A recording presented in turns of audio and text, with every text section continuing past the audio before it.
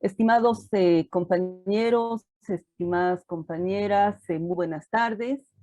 Comenzamos ahora la segunda parte. Cecilia ya fue presentada en la clase pasada. Para quienes recién se incorporan, ella es antropóloga y tiene un doctorado en la Universidad de la Sorbona en educación. Y trabaja ya desde hace muchos años en la línea de investigación narrativa y en otras líneas como, por ejemplo, racismo e interculturalidad. Entonces, ella va a dar como sesión magistral. La siguiente sesión la va a realizar el viernes, ya desde la Ciudad de México. Esta sesión va a durar hasta las 5 ya, y la siguiente, la media hora, Cecilia no las va a cubrir el próximo viernes, ya desde la ciudad de dos queridas alumnas de la carrera de Sociología, Camila Sánchez, Eliana Lipoma, y esta vez se incorpora también nuestra muy querida estudiante Tamara Morales. Cecilia, la palabra es tuya. Muchas gracias, Mónica. Nuevamente reitero el agradecimiento al IDIS de la UNSA y por supuesto a Raúl España por la invitación a participar en este curso, en este pequeño curso taller que tiene como propósito reflexionar un poco, compartir acerca de lo que es la investigación narrativa, comprendida esta como parte de la investigación cualitativa. El día de ayer, pues estamos muy contentas porque hemos contado con una amplia asistencia de colegas tanto de Bolivia como de México, de otros países. Y bueno, damos continuidad a la presentación. Hemos hablado sobre la importancia de la narrativa, sobre la experiencia como el elemento fundamental sobre el cual trabaja la narrativa, y vamos a continuar en este momento. Estoy compartiendo ya la presentación con una reflexión estoy retomando de dos autores, uno de José Miguel Marinas y otro de Antonio Bolívar, profundizando un poco más acerca de lo que son las historias de vida y la historia oral, y luego continuaré un poco acerca de los procedimientos metodológicos propios de la narrativa, algunos de ellos, porque es un campo tan amplio que pues cada autor tiene como sus propias perspectivas. Yo estoy tomando de estos dos autores a los que me refiero en este momento. Entonces, empecemos primero con lo que plantea José Miguel Marinas acerca de la importancia de la historia de vida y la historia oral. Bueno, no solamente lo plantean ellos, también estoy muy interesada en lo que está trabajando Arfush desde Argentina sobre el tema, que tiene que ver con una preocupación del boom, de un creciente interés cada vez mayor en diferentes niveles, no solamente en el nivel de la investigación por el campo de las historias de vida. Y bueno, vamos a distinguirlo del ejercicio de investigación que intenta recuperar la historia oral. ¿Por qué hay tanto interés? ¿Por qué hay como una especie de atracción acerca de estos campos? En parte porque conocer, digamos, el meollo, el centro de la experiencia humana, a través de las historias de vida, mostrando las historias de los otros, podemos comprender cómo se constituyen las identidades, no solamente la identidad individual, sino la identidad colectiva o la identidad de los diferentes grupos de la comunidad. Por lo tanto, pues es un terreno muy interesante, interesa a los investigadores, pero parece que es un terreno de interés para otros fines, como por ejemplo el campo del mercado, ¿no es cierto?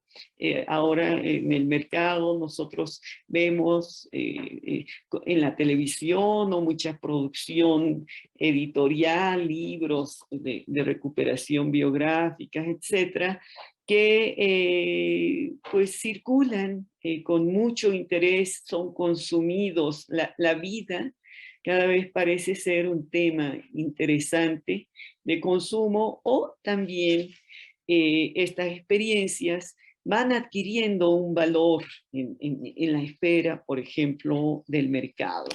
También podemos ver que interesa mucho la constitución de la identidad en otros campos, en la industria cultural, como decimos, pero también en el campo de la construcción de los discursos de políticas, puede ser desde las políticas públicas, o la construcción de la política en sí misma como un ejercicio que intenta articular, acercar a un conjunto de personas o a un conjunto de comunidades en torno a un discurso que se considera relevante, que se quiere imponer o que se quiere sugerir, ¿verdad? Es decir, que las historias de vida pues son muy recurridas últimamente, por lo tanto, investigar sobre ellas, considero, y muchos consideramos, que es fundamental para comprender los procesos sociales y para comprender la constitución cultural, ¿verdad? Vistas estas siempre en conflicto, en un proceso de conflicto. Marinas habla la sociedad y la cultura como conflicto, por ejemplo, ¿verdad? Es decir, siempre hay tensiones, siempre hay como diferentes posicionamientos, y parece que la identidad, ¿no es cierto?, entra en juego, entra cada vez más en juego en la constitución de las prácticas sociales, las prácticas políticas y las prácticas culturales. Ahora que nos plantea a los investigadores el tema de recuperar historias de vida y en la historia oral, pues es trabajar con discursos reales y no con especulaciones y no con construcciones, muchas veces con un sentido manipulatorio, con un sentido de construcción de diferentes órdenes. Pero, ¿qué es realmente la realidad? Nosotros sabemos que el discurso y la propia realidad, la propia historia en la cual nosotros estamos presentes es una historia construida por nosotros. No hay tal cosa como la naturaleza social, ¿verdad? Lo que hay es construcción de sujetos históricos de la sociedad y la cultura. Pero aún así, a pesar de ello, pues sí representa una apuesta para los investigadores trabajar lo más cercano posible a la palabra que se nos da desde las personas con quienes queremos investigar. Por eso la historia de vida y la historia oral se articulan en torno a la noción de escucha. Conducen al análisis del discurso, en este caso al análisis de los mensajes, tanto en su producción y recepción. Recordemos que cuando hablamos del análisis del discurso, no solamente nos interesa el discurso en un momento determinado, en una perspectiva sincrónica, sino también nos interesa el discurso en su producción, ¿no? Y en la producción del discurso como una construcción humana construida por nosotros, también nos interesa ver cómo el discurso nos constituye. Lo reproducimos, pero a su vez cómo nosotros construimos discurso, y en esta construcción del discurso, y ahí entra en juego el tema nuevamente de las identidades, no estamos construyendo nuevas identidades y están sobre la escena, sobre todos los territorios. Todos los días estamos viviendo cómo se está manejando el juego de la identidad y cómo éstas van articulando las acciones de las personas. La investigación de la escucha para los investigadores implica pensar en una reflexión interdisciplinar. A veces no podemos solamente casarnos, digamos, con una perspectiva, por ejemplo, la sociología, la psicología, la antropología, la etnología, etcétera, sino tal vez en muchos casos, pues los autores podemos recuperar los investigadores podemos recuperar, hacer ejercicio, digamos, de otras formas o prestarnos de otras disciplinas. Puede ser campos temáticos, puede ser perspectivas teóricas, puede ser también perspectivas metodológicas o procedimentales o analíticas que contribuyan pues a una mayor comprensión de los problemas, objetos de estudio que querramos nosotros abordar. El tema de trabajar con historias de vida y con la historia oral entra en juego en una dimensión sensible, porque en la posición de escucha como investigadores, nosotros partimos de reconocer que se trabaja con personas con material sensible, porque en cierto sentido la historia de vida es la maestra de vida, es la que construye la vida. La historia de vida es algo como muy fuerte para una persona con la que estamos trabajando. En términos metodológicos, tendríamos que tener flexibilidad, considerando que en este proceso de la escucha hay una confusión de sentimiento de libertad de la persona a la que estamos entrevistando, ¿verdad? Puede hablar de lo que quiere, como quiere. Se supone que nosotros no imponemos cuál es el significado de la vida, cuáles son los acontecimientos más importantes, cómo se constituye el sujeto, pero también de un compromiso con este proceso de la entrevista y un compromiso del investigador de escuchar desde la perspectiva del sujeto que nos habla. Estamos, por tanto, frente a una palabra dada. Y ¿en qué sentido nos interesa establecer esta diferencia de las historias de vida concretas? Porque nosotros planteamos en una investigación a lo mejor entrevistar a 1, 2, 3, 5 personas. Cuando hacemos investigación con perspectiva narrativa, pues procuramos no... bueno, muchos investigadores procuran no entrevistar a muchas personas para conocer profundamente las historias de vida concretas. Posiblemente tendríamos que detenernos con pocos sujetos. En investigación va a depender, por supuesto, del problema del interés del investigador. Sin embargo, tenemos que distinguir que por un lado tenemos historias de vida concretas, esta entrevista que hacemos a una persona a otra, y por el otro lado tenemos las historias del colectivo, que es lo que varios autores han nombrado como historia oral. Me parece que sobre esto también habíamos hablado ayer. Pero ¿por qué queremos recuperar las historias? ¿Y por qué nos acercamos a una persona, a Juan, a Luisa, a Tamara? ¿Por qué nos acercamos a ella, a estas historias concretas? Para atravesar un poco eso que dicen estas personas, encontrar lugares comunes en estas historias concretas para abrir nuevas formas de decir, que son nuevas formas de decir que no solamente le dicen y le siguen diciendo, por decir así, sigue reverberando como las olas en la persona que habla, sino también puede decir al colectivo, puede decirnos a nosotros algo que también es importante para nosotros. Escuchar la voz de los otros, la perspectiva de los otros, que como decíamos en la clase pasada, no siempre la perspectiva de los colectivos, de algunos colectivos, es la perspectiva del discurso hegemónico, dominante. Y ahora podríamos hablar de muchos discursos que intentan, ¿verdad?, ser hegemónicos, porque estamos siempre en un campo de disputa. Estamos en un campo de disputa de cuál es el sentido de la realidad, cuál es la realidad en la cual nosotros estamos, y en base a eso, por supuesto, las identidades de los sujetos se van articulando. Esto ocurre en lo que se ha marcado como un déficit de legitimación y escisión en las sociedades.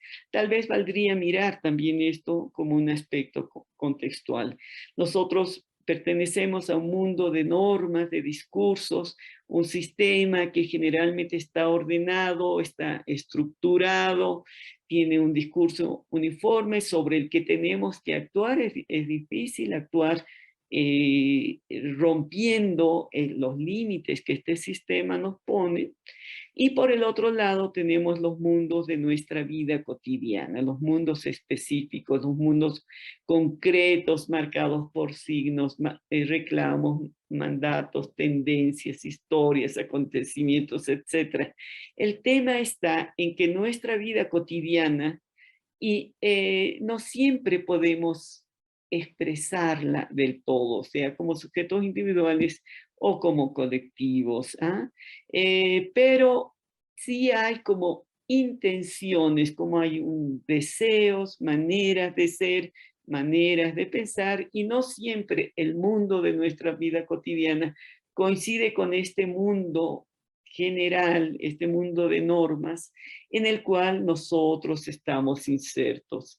Esta crisis que hay entre las expectativas que podemos tener desde lo concreto con el mundo general, o la cultura, la sociedad, el mundo político en el que nosotros pertenecemos, pues tiene o podría ser analizado desde una perspectiva narrativa, pero más allá de una reflexión de carácter metaética, lo que podría ser interesante, señala Marinas, es ir más allá de los, recuperar, perdón, el valor moral de los discursos narrativos, es decir, tratar de entender dónde está esta crisis que hay entre esta vida individual y el mundo más amplio, tratar de suturar, de disminuir estas distancia que hay entre esta crisis, y tal vez intentar proponer nuevos relatos de identificación.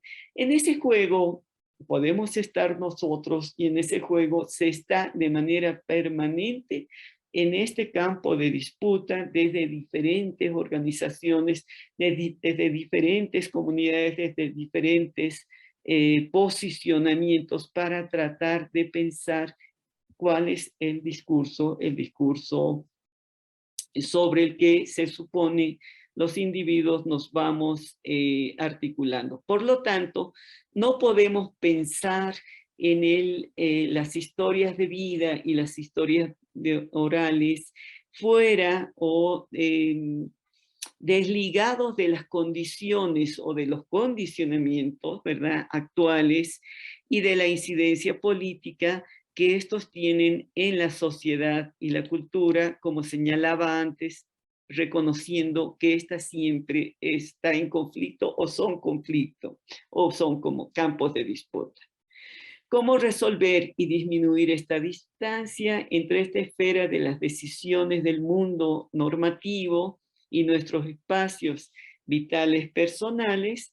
Tal vez en una intención de compromiso que puede plantearnos expulsar un poco lo reprimido y las nuevas formas que surgen. Por ejemplo, Pensemos en el tema de los migrantes. Ajá.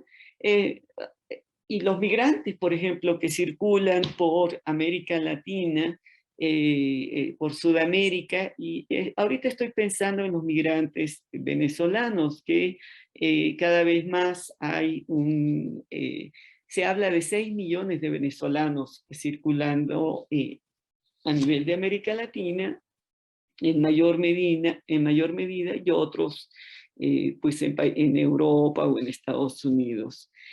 ¿Qué hay detrás de esas historias de la migración?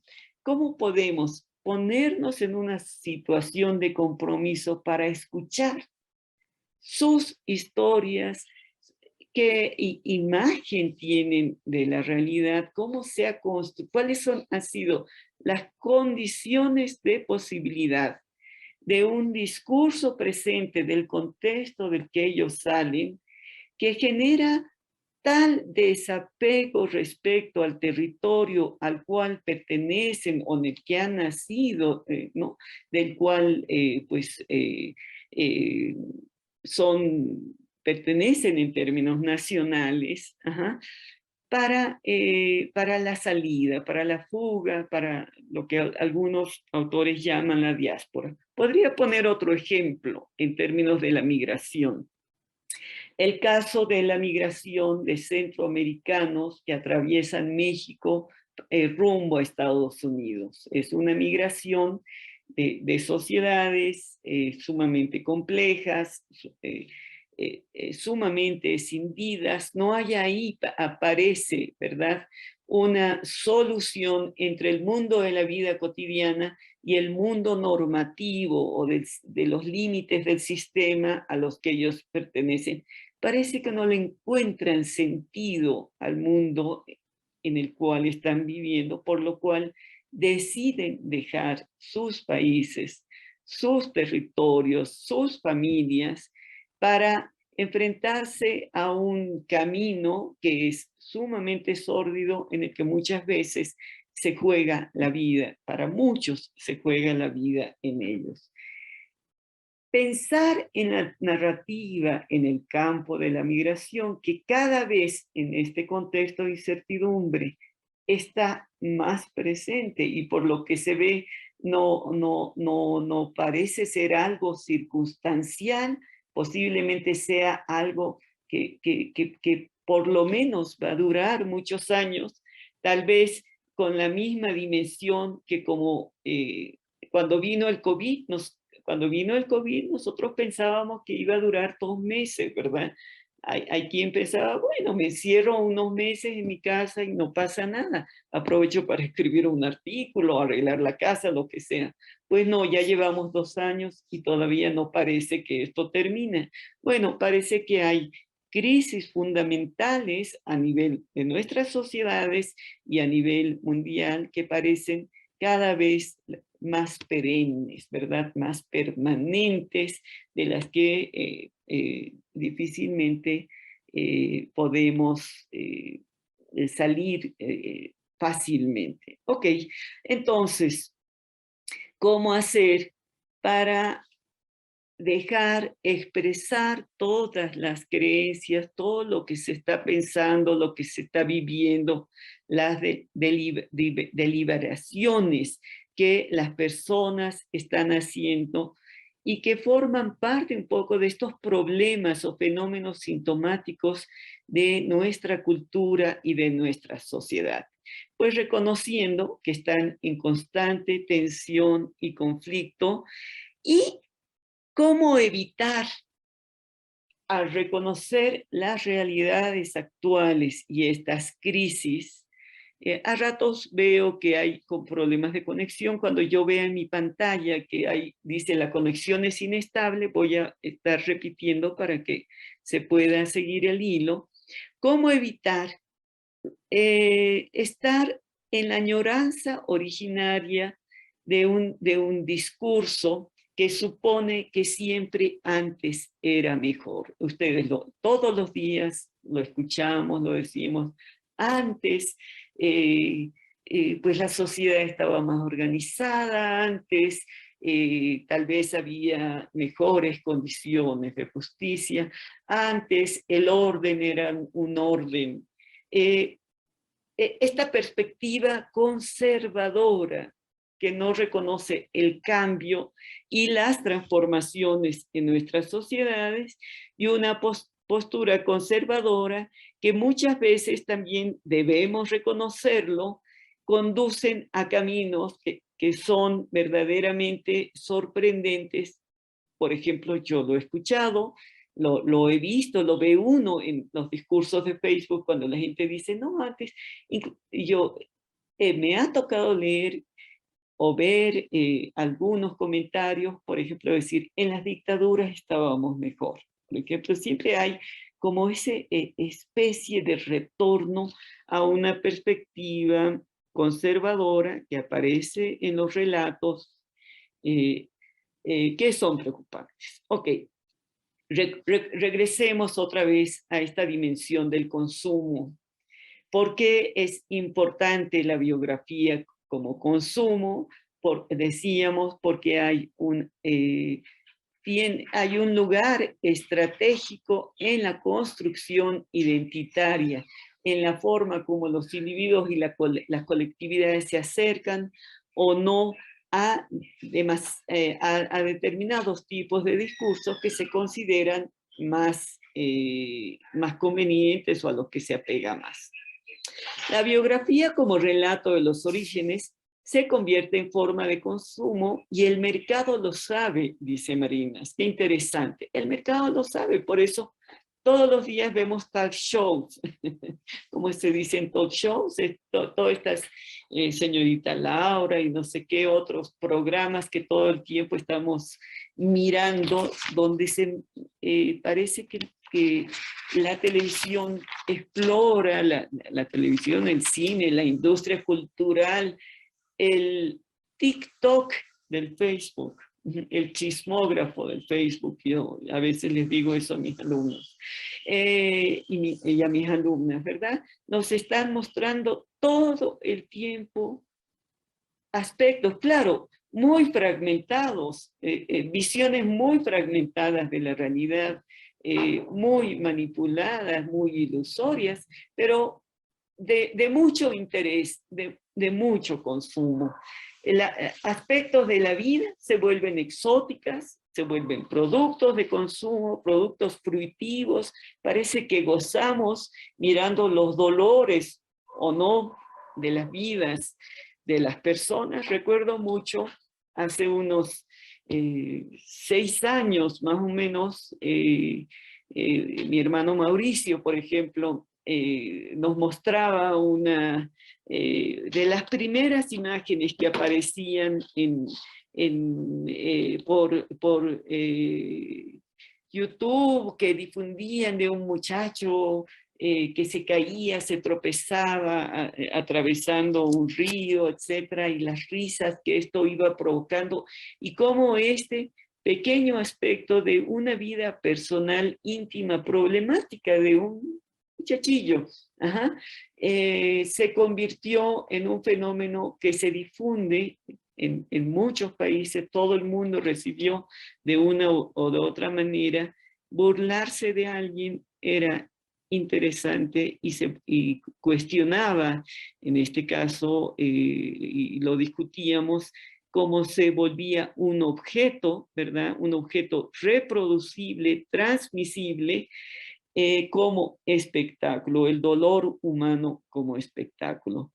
Aunque muchas veces, pues estas vidas que se difunden, se ven y no se tocan, se consumen, pero no se protagonizan, las miramos a distancia o a veces no se identificamos con ellas. Los relatos biográficos son narraciones de identificación, entonces, y de construcción de identidad, y nos orillan en ese sentido. Como el relato biográfico como objeto de consumo puede serlo, aspectos de nuestra experiencia, de nuestra vida o de la vida de los otros, porque van adquiriendo una forma de valor. Se van valorizando, es como en el mercado, algo tiene más valor en la bolsa, estos productos tienen más valor, ¿verdad? Van adquiriendo bueno, por eso es que, por ejemplo, el fenómeno de los youtubers, bueno, como sé que estoy hablando a muchos jóvenes, ellos entienden claramente cómo los youtubers muchas veces exponen o aspectos de su intimidad o aspectos de la intimidad de los otros y obtienen muchísima audiencia al punto de que llegan inclusive a recibir ingresos elevados. Conozco el caso, por ejemplo, voy a referir el caso de un joven migrante en México, un youtuber, muchacho, que en el contexto de la pandemia del COVID, el año pasado, agarró y filmó cómo salía de su casa e caminaba por un barrio e iba a una tienda, compraba, se relacionaba con el vendedor, veía gente en la calle, regresaba a su casa mencionando este joven que tenía COVID. Y entonces este video se volvió, como ahora se llama, viral. Y el sentido de lo viral no es solamente porque era interesante, deseado para mirarlo, atractivo por los otros, sino porque tenía un valor, tenía tanta audiencia, tanta gente vio una y otra vez este video que generó por su conmoción, indignación, risa, sorpresa, no importa, pero este aspecto íntimo de la vida y esta exposición que hace esta persona de su enfermedad y de colocar en situación potencial de enfermedad a otros, pues tenía un valor de consumo. Fíjense cómo estos pedacitos de la vida, ¿verdad?, entran en el mercado como objetos, aquí era objetos fruitivos, consolatorios también, otros son objetos melancólicos, hay como muchas dimensiones como los relatos biográficos pueden ser consumidos. En cierto sentido, se convierten en mercancías dotadas de un poder fetiche, de algo que parece que tiene una fuerza, un poder que va diciendo algo, ¿verdad? Y por eso es que el mercado también lo sabe, otra vez, y no solamente, y cuando hablo de mercado, no estoy solamente hablando del mercado en términos de sectores comerciales, estoy hablando también del mercado político, ¿no? El mercado de la industria cultural, etcétera. Sabe que poseer relatos es poseer poder. Y se puede incidir sobre las personas. Tiene valor también porque son leídos como restos, como pedazos que quedan, ¿verdad? Como este constante deseo de la búsqueda de un origen, pero también no se revela que el origen es algo que se inventa. Yo les ponía como ejemplo en la clase de ayer cómo se construye el concepto de nación en nuestros países y cómo la nación construye la noción de identidad, pero es una noción que se inventa porque, por ejemplo, en Bolivia existían muchos grupos indígenas, muchos hablantes de diferentes lenguas, y se les dijo, ¿verdad? Y se impone la idea de que nos articulamos todos en torno a una nación y a una lengua, pero que está en construcción, que es la construcción de la nación imaginada en torno a la cual nosotros vamos formándonos y todavía seguimos pensándolas, no solamente en este contexto, estoy pensando, digo, no solo en Bolivia, estoy pensando en la construcción de las naciones en nuestros países, ¿verdad? Por eso es que el proyecto fundamental de la nación es el proyecto educativo, lo decíamos, y a través del proyecto educativo difundir, promover la existencia de una lengua como, y sobre todo una manera en que se expresa la lengua escrita y el español, ¿verdad? Bueno, hay como diferentes paradójicas, un marco paradójico cuando nosotros queremos trabajar con las historias de vida y con las historias orales. Uno, la vía biográfica, para salvar un poco este déficit que hay entre este mundo de las normas, del mundo de los límites del sistema y el mundo de la vida íntima, la vida del mundo cotidiano, por decirlo así. Pensarla, cuando se piensa como mercancía, lo que hacemos es neutralizar la vía biográfica. Es decir, pensada en estos términos, pierde como el sentido, el sujeto se neutraliza y las intenciones, por ejemplo, en una reflexión biográfica, cuando lo que intento es orientarla en este sentido del origen, orientarlo en este sentido del consumo, pues la vaciamos de sentido.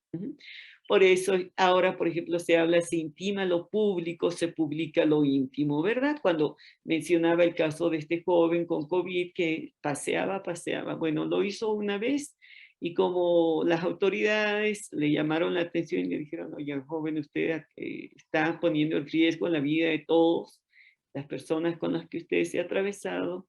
El joven no tardó bueno, se tuvo que quedar en casa, pero su compañera salió haciendo exactamente lo mismo teniendo COVID.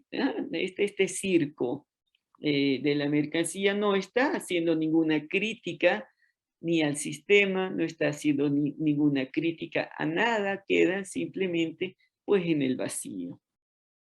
Y ahí se construye una visión mitopoética, ¿no? Que más entretiene que resuelve, porque digo, se podría haber planteado una discusión acerca de los límites a la vida individual, por ejemplo, en términos de lo que la pandemia nos impone, pues digo, estamos en el paraíso del control y en el paraíso de la pérdida de libertades ahorita con el COVID, ¿verdad? No podemos salir, no, tenemos múltiples represiones y por lo tanto tenemos múltiples resistencias muy complejas, dignas, por supuesto, para la investigación sociológica y en las diferentes disciplinas ahora. Y un elemento interesante en esta biografía es que siempre hay un ejercicio del uso del tiempo y en cierto sentido una manipulación del tiempo. Por ejemplo, cuando estamos todo el tiempo recurriendo al relato del origen y hacer, pero sí, reconociendo que es siempre un origen ficcional, pues hay también una simulación.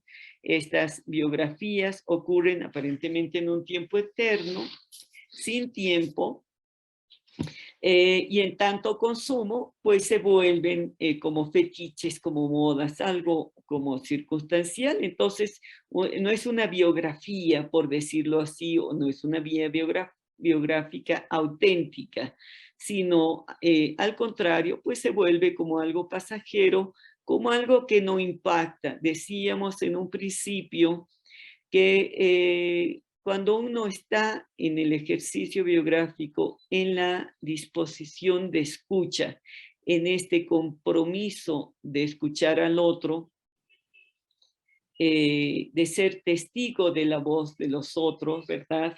Hay una intención de autenticidad, pero de lo contrario, pues estamos en esta dimensión de fetiche y moda. Voy a poner otro ejemplo interesante.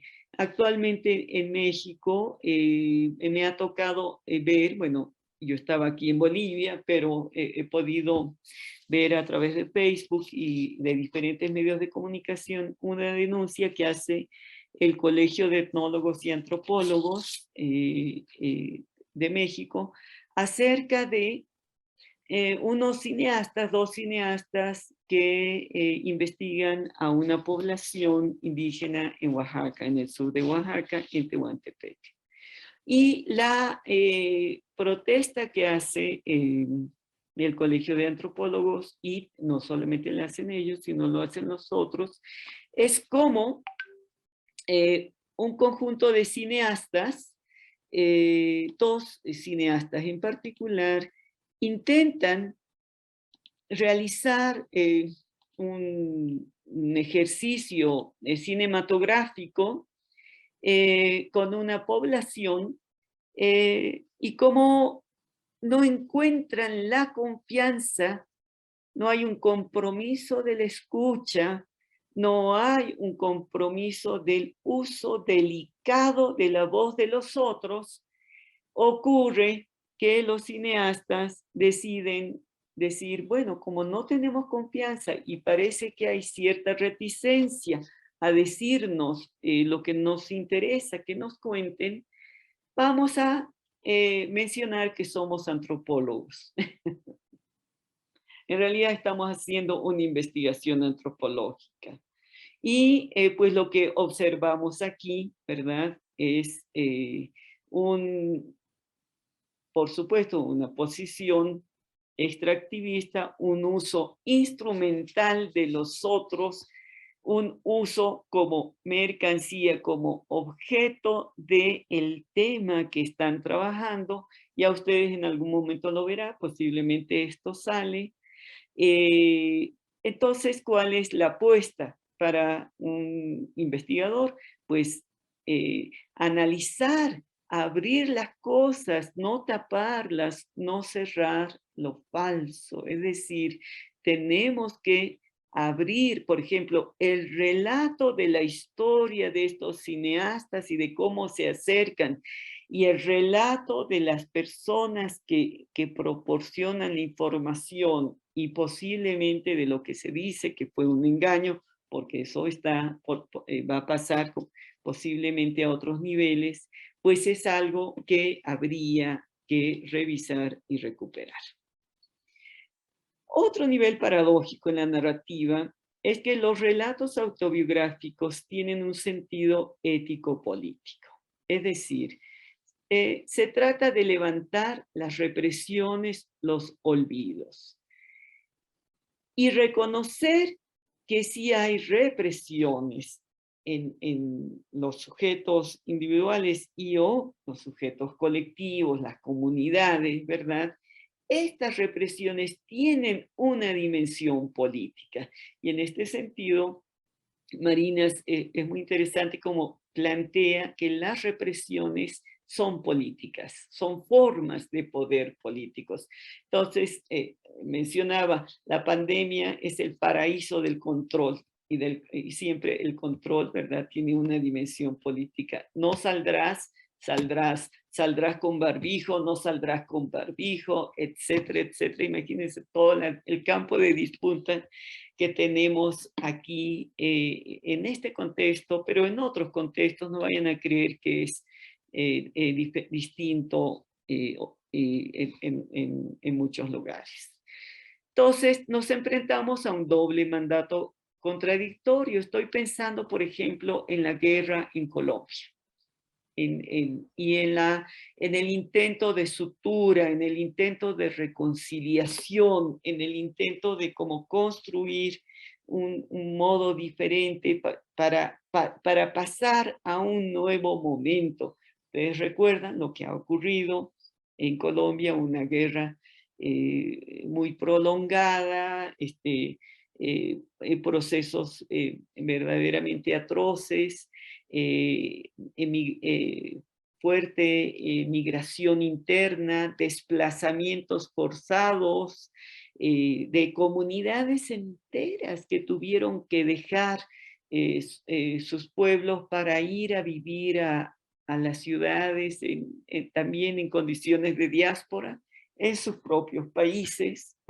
Esto todavía no está completamente resuelto, pero ese es un trabajo que Colombia y los colombianos, yo no voy a hablar por ellos, por supuesto, pero pongo como ejemplo lo que significa en el contexto de Colombia recordar para construir, para restaurar, para progresar como nación.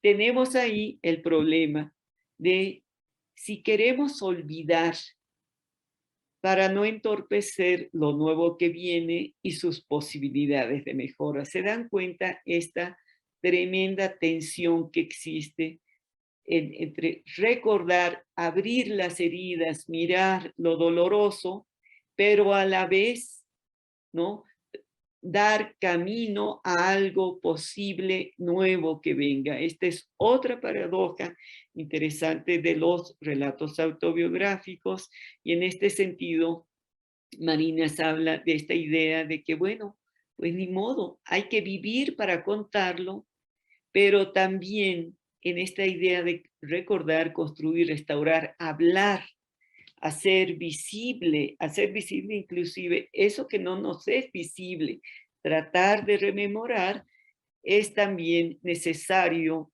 ¿verdad?, para vivir. En este sentido, pues vivir para contarlo implica asumir la condición implica que los investigadores o las personas que están como acercándose a los otros asuman la condición de testigo, ¿verdad?, de la palabra dada por los otros, pero ahí tenemos un problema o una tensión. Uno, la posibilidad de entrar en una posible repetición, de que se dé un relato circular convertido en el relato de los orígenes, como hemos visto, cuando tiene valor, tiene un valor, por ejemplo, para el campo de la industria cultural o para el campo también de las disputas políticas, ¿verdad? Este constante retorno de relato de los orígenes. Antes éramos mejor, pues sabes que hay muchos antes, ¿verdad? Y ese era mejor. Recordemos que somos sujetos que construimos nuestra historia, entonces no hay un origen real, hay un origen que está construido por los sujetos, y hacia qué origen te estás refiriendo, tal vez esto puede incidir un tipo de posturas, de adhesiones y de adhesiones identitarias, ¿verdad? Y de posicionamiento de los sujetos.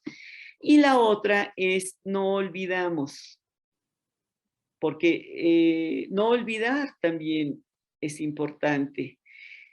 No olvidamos, y a través de ello poder desenterrar esto que se oculta, esto que no es visible, o esto que difícilmente queremos decir, pero que lo podemos decir, para recorrer los nudos, no del relato terrible, sino de lo que los hizo posibles. Es decir, ¿qué es lo importante? ¿Esto es lo que pasó?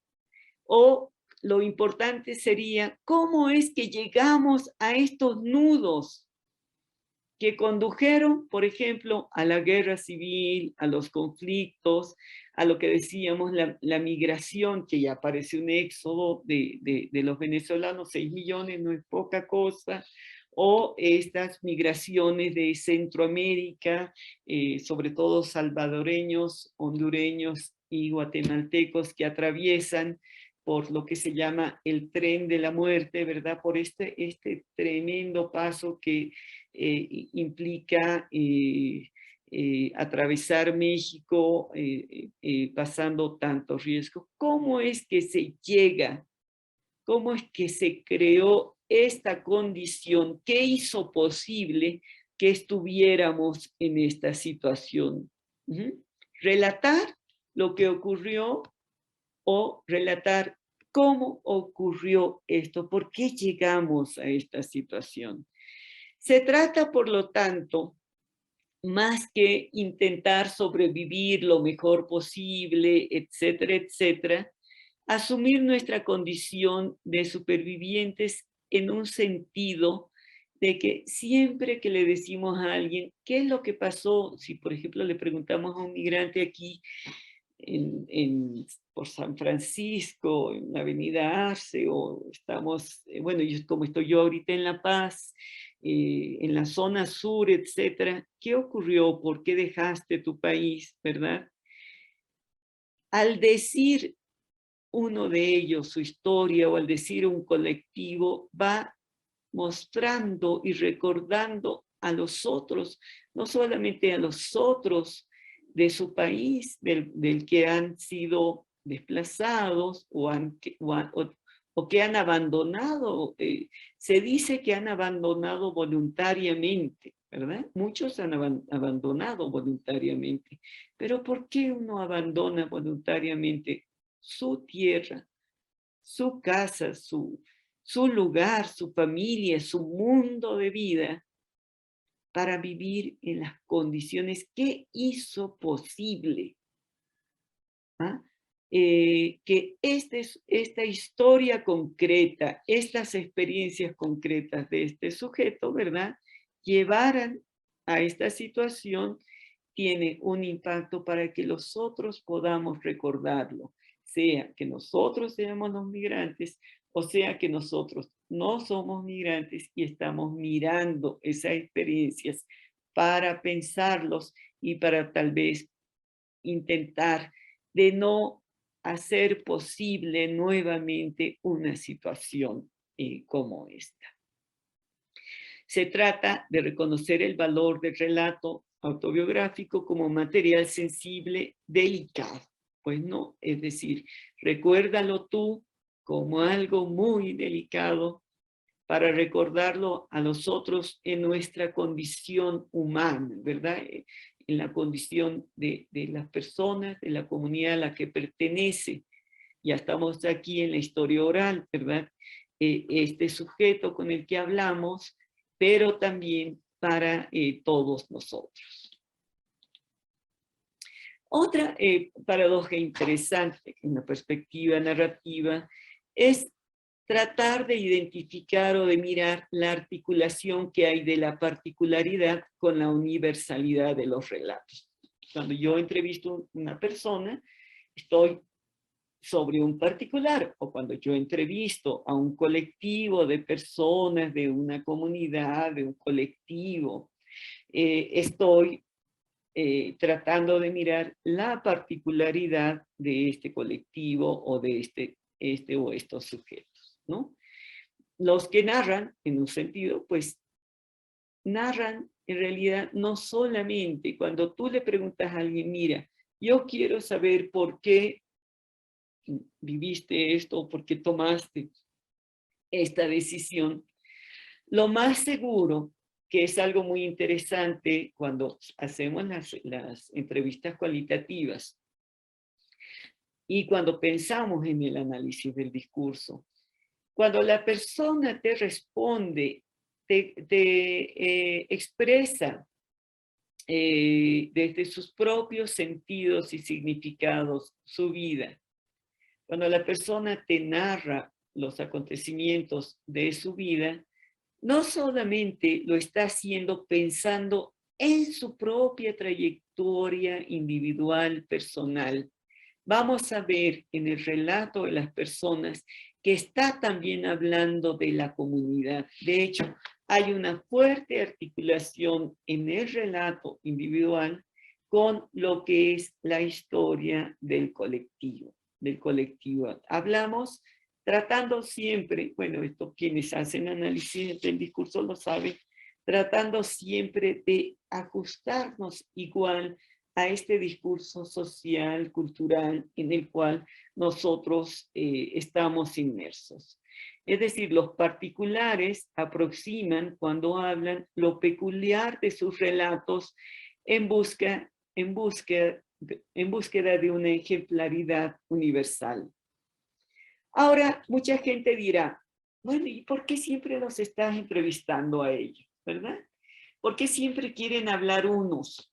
¿Por qué, por ejemplo, retomando otra vez el tema del racismo, por qué siempre se quiere se quiere seguir recordando este tema del racismo y por qué siempre se pregunta a unos sobre el racismo que se ha vivido y siempre están diciendo lo mismo, ¿no?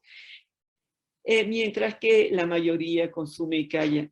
Bueno, no, en realidad siempre van a decir algo nuevo y si lo van a decir es porque sigue presente, sigue enraizado y esta historia no es solamente una historia particular, es una historia que nos está hablando de un presente en un contexto y parece que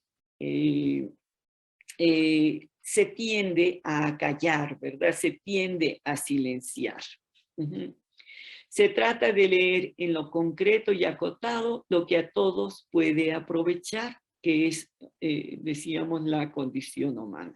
Cada voz nos puede decir algo nuevo. Recuerdo, por ejemplo, los trabajos de Mario Murillo, ¿verdad? Que él trabaja en este libro de La bala no mata, por ejemplo, en este ejercicio de narrativa sobre la microhistoria que relieva, porque hay unos grandes discursos de la Revolución del 52, pero hay otros discursos posibles que nos pueden seguir diciendo un poco más allá o una perspectiva distinta de este contexto. Otros trabajos interesantes como el de Silvia Rivera, por ejemplo, en el trabajo Oprimidos pero no vencidos, ¿verdad?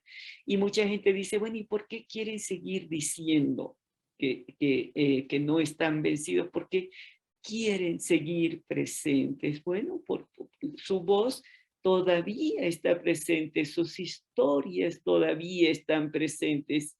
Hay elementos que requieren todavía escucharse, que son importantes, que son sensibles y podemos recuperar.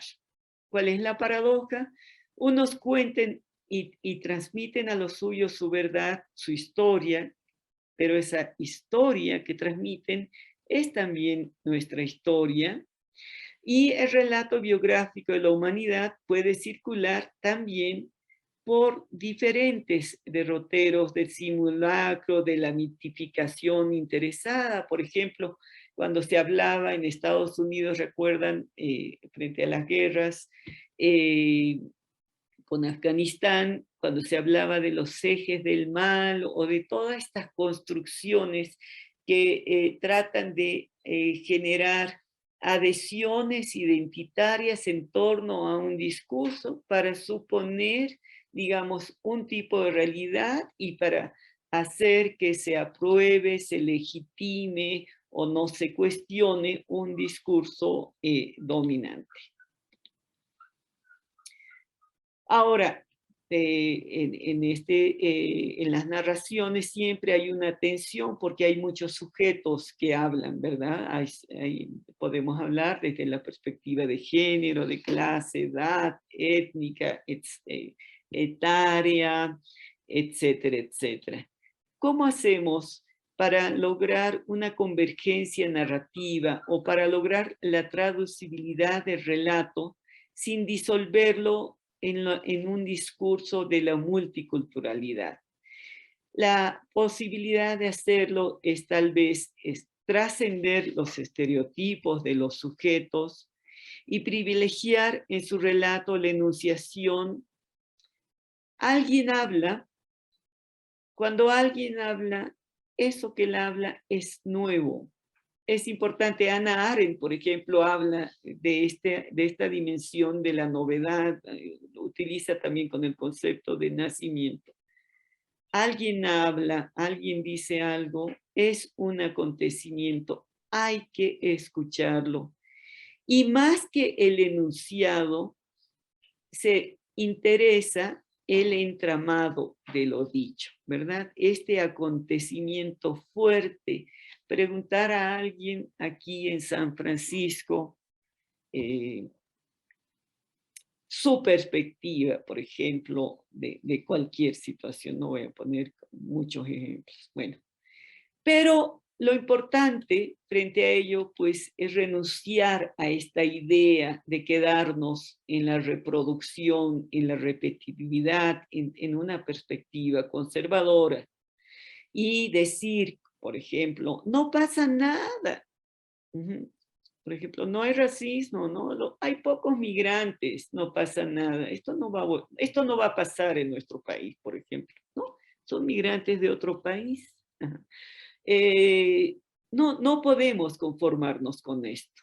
O, por ejemplo, decir, bueno, pasó, pero en realidad no pasa nada, ¿no? Pero, estas posiciones son propias de las sociedades autoritarias que vetan el recuerdo, los relatos comunes y peculiares de estas historias, que son historias sensibles, que nos están hablando de nuestra realidad, aunque sea una realidad, como hemos visto, entretejida con otras realidades.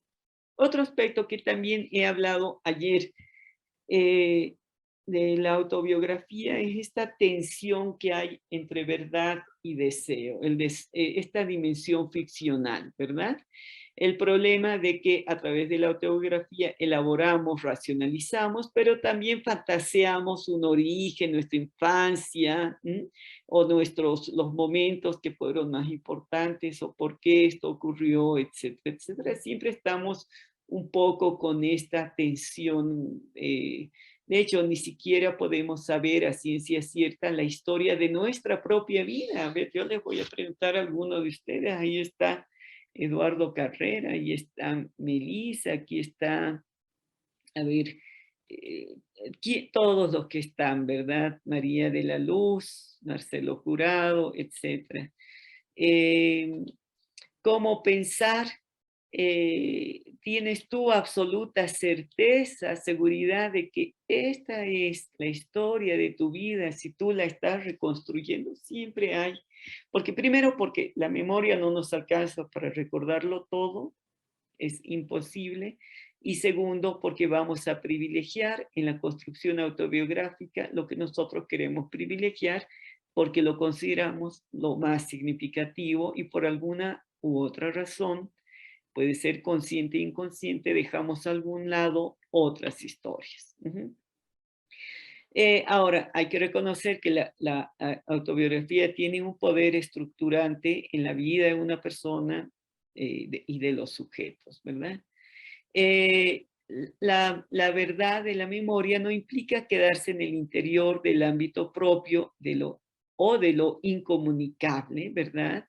Sino reconocer que siempre hay una relación entre lo íntimo, pero también lo que está fuera de el mundo íntimo, de lo éxtimo, que están constantemente comunicados y que construyen modelos formales y conducen a imaginar nuevos modos de representar lo que sabemos. En el ejercicio autobiográfico, yendo desde adentro y recuperándolo de afuera, ¿verdad? En esta interconexión, en este ejercicio, también lo mencionábamos ayer, podemos mirar de nuevas maneras esto que sabemos y también mirarnos a nosotros de nuevas maneras.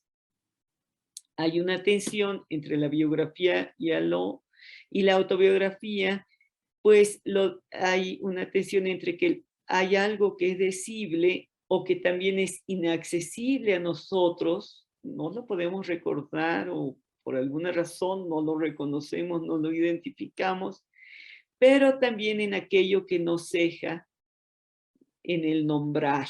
Es decir, si yo en un proceso biográfico, en una entrevista o en una escritura autobiográfico, nombro algo, esto, les decía también ayer, siempre puede ir nombrando, estar presente, estarnos diciendo esto que ocurrió, esto que consideré tan importante.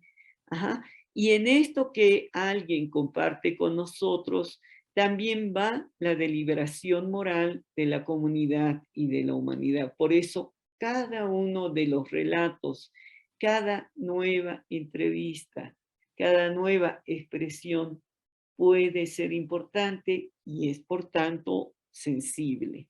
Ahora, en una enunciación hay una imposibilidad de poderlo nombrar todo, ¿no?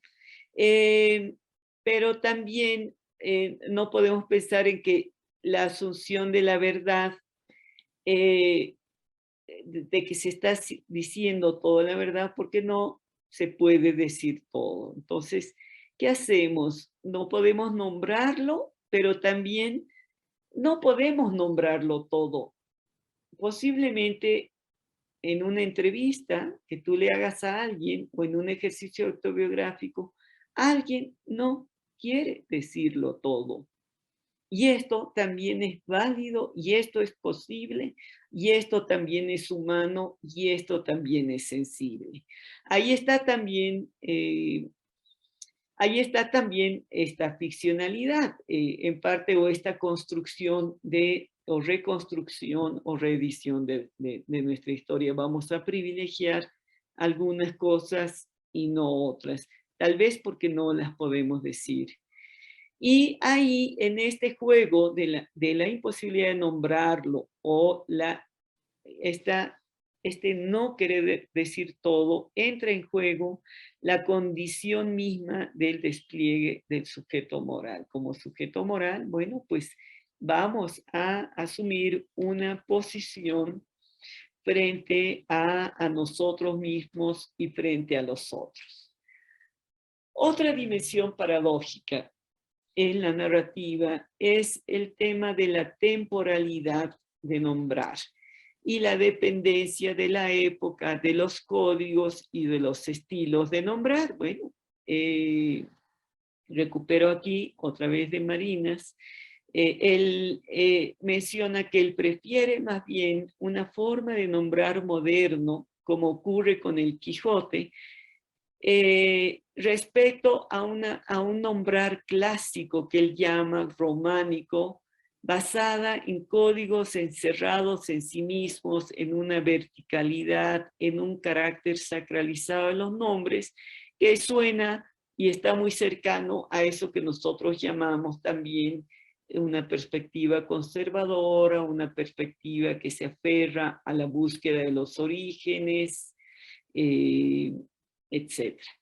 Un nombrar moderno nos otorga motivos para reflexionar sobre la condición ética del relato de la vida. Es condición ética en el sentido de que cuando yo estoy rememorando, cuando estoy haciendo este ejercicio autobiográfico o cuando estoy entrevistando, recuerdo, por ejemplo, me tocó participar en una investigación cuantitativa, en algún momento aplicar entrevistas hace muchos años sobre violencia intrafamiliar. Y una de las preguntas, por ejemplo, era: ¿alguna vez tu marido te ha pegado, te ha golpeado? Y la verdad, un cuestionario larguísimo, desarrollado por el Instituto de Investigaciones Sociales. No, era el Instituto de Investigaciones Científicas de la Universidad Juárez del estado de Durango. Recuerdo esta investigación. Recuerdo que preguntábamos pues a amas de casa, a mujeres, estas preguntas, y muchas de ellas nos decían algo así como: es la primera vez que se lo cuento a alguien. A mí me impactó profundamente que varias de las personas que a mí me tocó entrevistar, yo coordiné la aplicación de las entrevistas, pero también apliqué entrevistas, mencionaban al respecto. Recordar,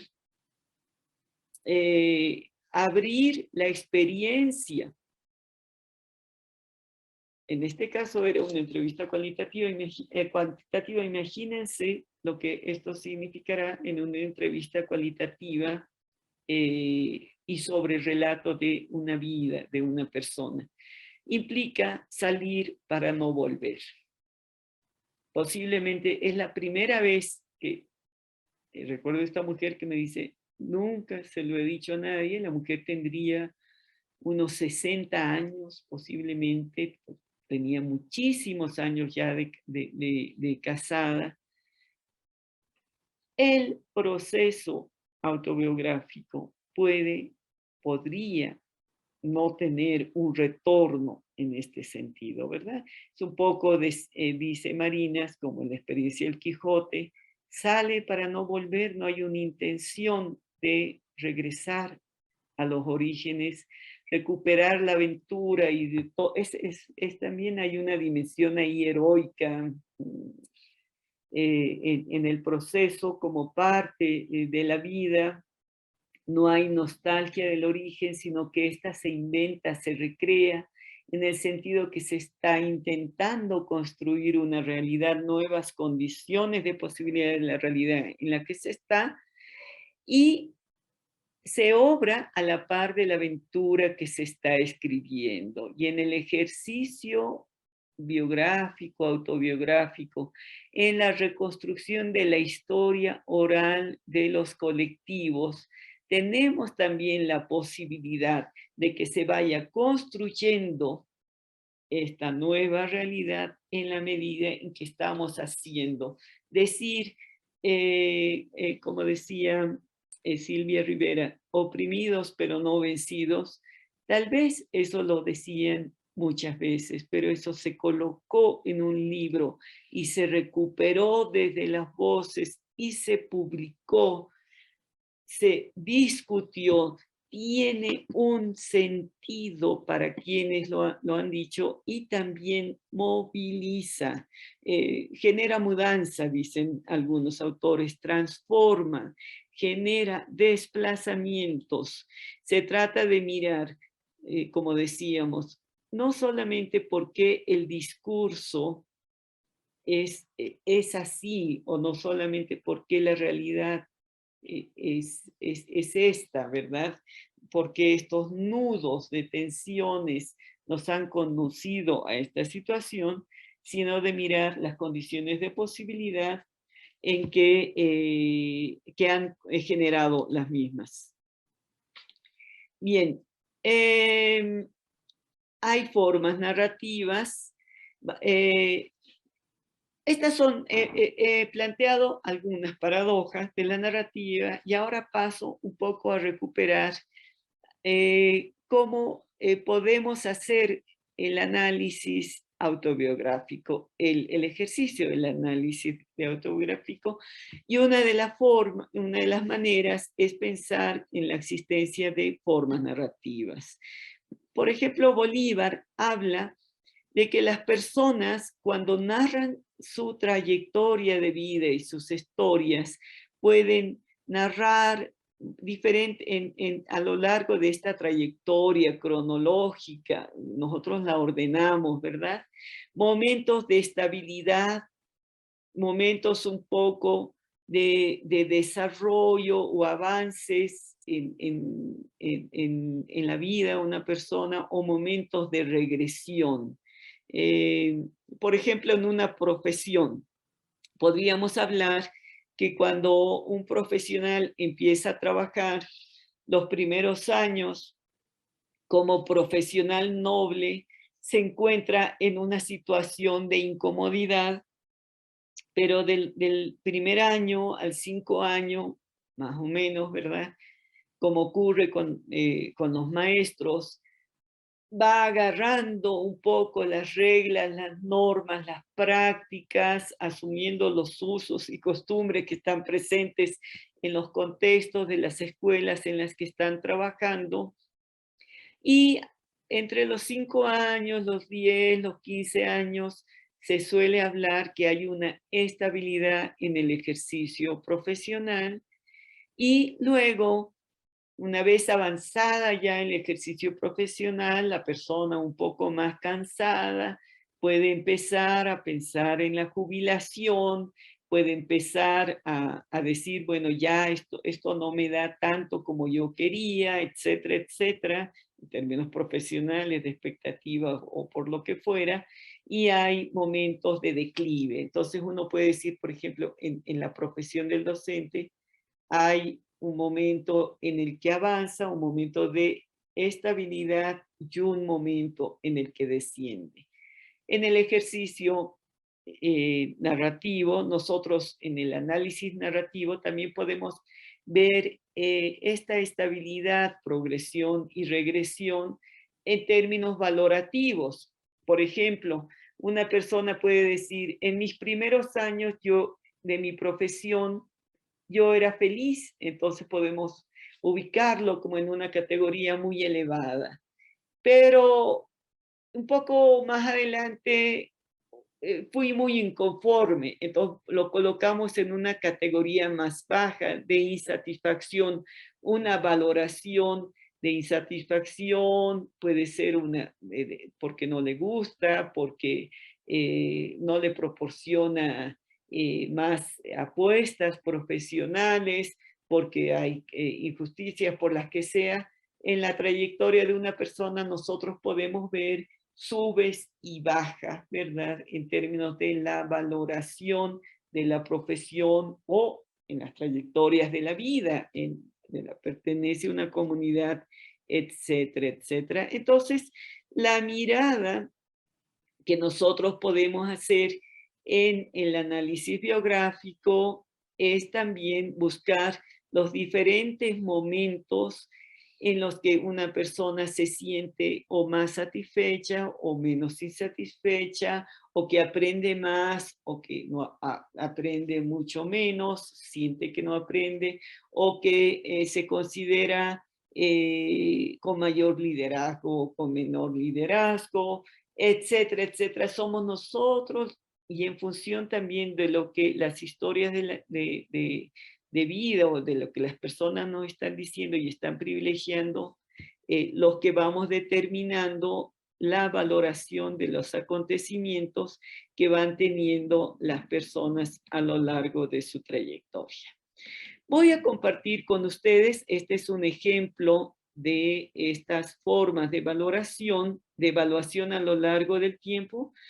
Un sujeto entrevistado 1 tal vez tiene una vida muy estable, no hay grandes movimientos, y un sujeto N2 igual, pero normalmente nuestras vidas transcurren o en una perspectiva de ascenso y luego de regresión, o a veces podría ser de ascenso, descenso, de estabilidad. Este es algo que ustedes podrían reconstruir a lo largo de la revisión de los momentos significativos, de las valoraciones, de los niveles de satisfacción, etcétera, que las personas entrevistadas pueden plantearnos. Y a partir de esto, el día viernes yo voy a continuar hablando acerca de diferentes estrategias que nosotros podemos realizar para analizar estas trayectorias de vida y cómo las personas pueden vivirla, dimensionarla. Vamos a ver elementos significativos y vamos a ver cómo los nombramos, porque esto también nos conduce y nos orienta para pensar en las entrevistas, entre otros aspectos que pues quiero privilegiar. Les mando un cordial saludo. Mónica, te doy la palabra. Listo, muchísimas gracias, Cecilia, y el viernes que será en la última sesión. Te agradezco muchísimo, les agradezco muchísimo, estimados compañeros y compañeras, y nos vemos el próximo viernes.